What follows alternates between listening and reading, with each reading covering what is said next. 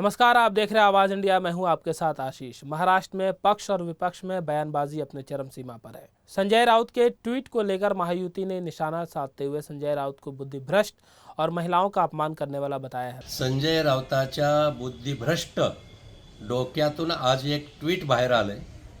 त्यात म्हटलंय त्यांनी की एक बाई पडली, तिला शिंदे, फडणवीस, पवार साहेबांनी हाताशी धरलं आणि असा अर्थ काढून केवळ मतदानासाठीच ते आम्हाला अशा प्रकारचं ट्वीट आहे।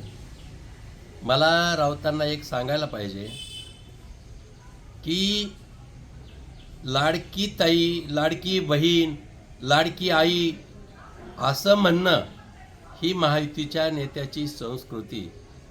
आणि तुमची संस्कृती कशी आहे की एखाद्या भगिनीचा सन्मान करण्यापेक्षा तुम्ही बाई म्हणता, हाच खऱ्या अर्थाने महिलांचा फार मोठा अपमान आहे।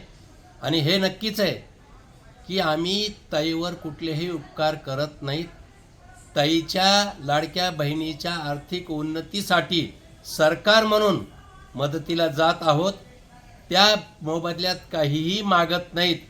तुम्ही सांगत होतात ही योजना फसवी आणि आज लाडक्या बहिणीच्या नावावर खात्यावर पैसे पडताना दिसत आहेत, पण तुमच्या बुद्धीचं दिवाळं निघालंय।